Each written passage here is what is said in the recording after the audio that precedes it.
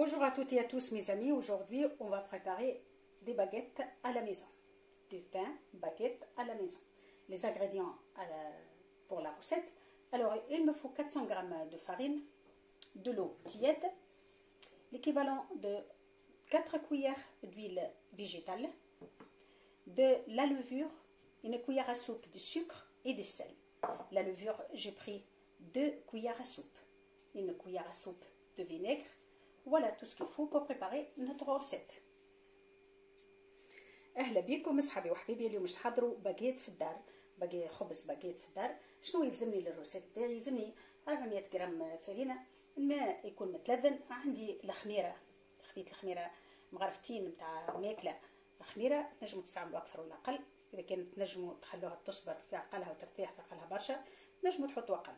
انا حطيت مغرفتين، يعني ما ناخذش وقت كبير باش نحضر الباكيت نتاعي. ومغرفه سكر وشويه ملح، 4 مغارف نتاع زيت مائده، ومغرفه نتاع خل. هذا ما كان باش نحضر الروسيت نتاعنا. تابعوني الروسيت ما طلبش برشا وقت الحقيقه. ناخذ الماء نحط على الخميره نتاعي، خلطوها، خلوا الخميره تتحلل بالكدا. نزيد عليهم مغرفه الخل، ما كويار دو فينيغر،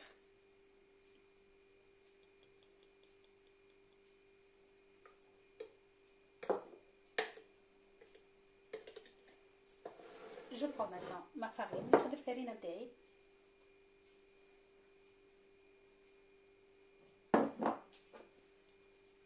نحط عليها مغرفه الزيت،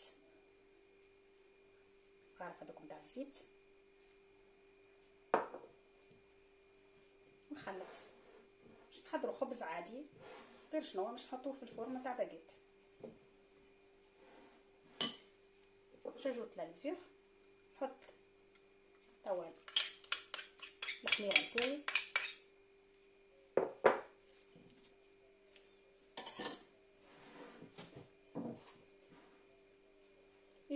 j'ajoute de l'eau petit à petit jusqu'à je ramasse ma pâte. نزيد في الماء بشوي بشوي حتى نلم العجينه نتاعي. اذا كان عندنا عجينه فبيها ونعمل نعجنوها بالعجينه، سينو نعجنو بيدينا كيما تعجنوا الخبز عادي. Si on a le robot pour pétrir, c'est très bien. Sinon, on travaille à la main. Moi, j'ai le robot. Juste, je ramasse ma pâte et je le mets à pétrir pendant 10 minutes. مدة 10 دقائق خليها تتعجن في عقلها. حاولوا تلموا العجينة بتاعتكم، ما تكونش يابسة العجينة وما تكونش طرية.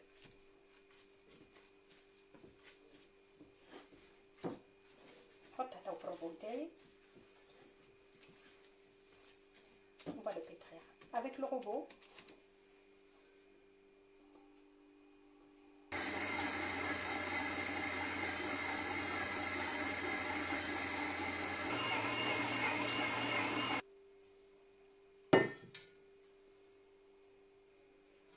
العجينة تاعي سي تعجنت بالكدا.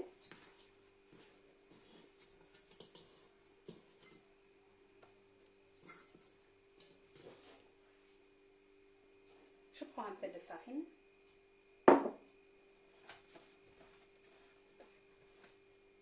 العجينة نتاعي تعجنت بالكدا، ماهيش مستحق باش نزيد نعجن لولو جديد.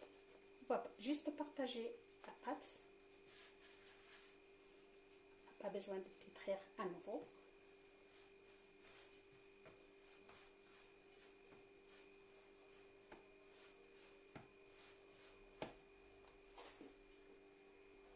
On va le partager en 4.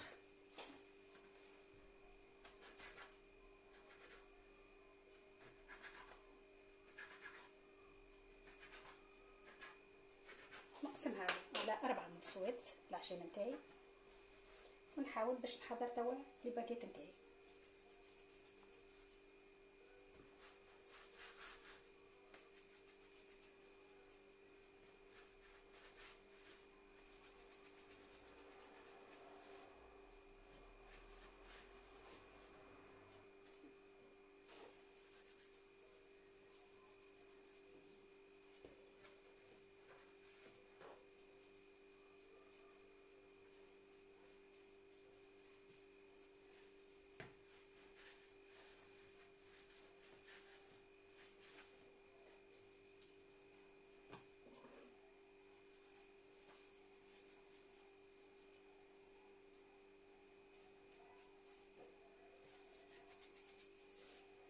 كيما تشوفوا نحاولوا باش نحضروا كيما الباغيت بالضبط. j'essaie de préparer comme on prépare une baguette.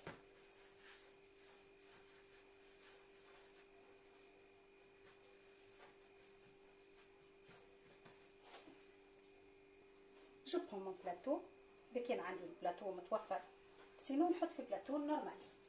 moi j'ai le plateau pour préparer les baguettes, mais si vous n'avez pas, vous mettez votre baguette n'importe quel plateau. vous n'êtes pas obligé d'avoir un plateau comme celui-là. إذا كان ما عندكمش بلاطو راهو ماهوش حاجه ضروريه تحضروا الباغيت نتاعكم في بلاطو عادي. on va couvrir notre plateau. نغطوا البلاطو نتاعنا باليدين. faut bien couvrir votre plateau et on va le laisser se reposer plus que 20 minutes. اكثر من 20 دقيقه خلوها ترتاح لي باغيت.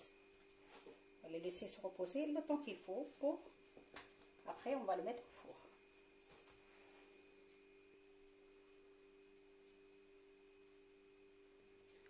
نتفقدوا تو الخبز نتاعنا الباغيت نتاعنا.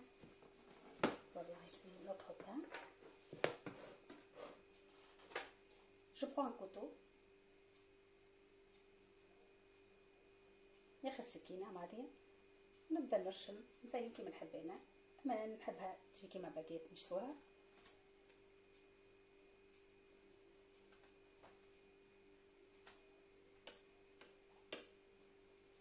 وسخنت الفور على 180 درجه ونحطها الوقت اللي يلزم باش تطيب.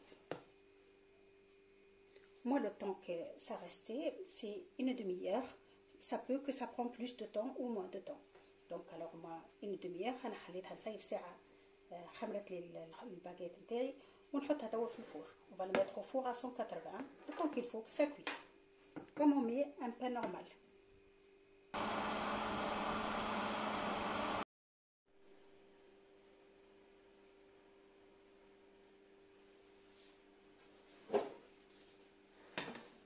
les baguettes نتاعنا حضروا. voilà mes amis, comme vous voyez notre baguette, elles sont prêtes, elles sont magnifiques, voyez. كيما تشوفوا لي باغيت نتاعنا طيبين ومحليهم مزيانين وخفيفين يشرهوا شرح. j'espère mes amis que vous avez aimé ma façon de le préparer. n'hésitez pas à vous abonner. merci beaucoup et à bientôt. كيما تشوفوا صحابي وحبيبي معنا ما نقولوا فيهم لي باغيت خفيفين لي باغيت تحفوني الاخر وبه برشا وقت نحضر الخبز في الدار. ان شاء الله عجبتكم الريسيت وان شاء الله تجربوها في دياركم. وريسيت سهله ما فيها حتى شيء ما تطلب حتى شيء حتى مكونات. يظهر الناس كل عندها فور في الدار وعندها الناس كل عندها الفرينه والماء. نجموا نحضروا الخبز في الدار كيما تشوفوا ما غير ما نسحقوا باش نخرجوا ونشتروا الخبز. ان شاء الله عجبتكم الطريقه وان شاء الله تجربوها في دياركم. ما تنسيوش تحطوا جيم اذا كان عجبتكم لي زيدي ولي ريسيت نتاعي. تبقاو على خير وان شاء الله نتقابلوا في ريسيت ما احسن يا ربي وبسلامه.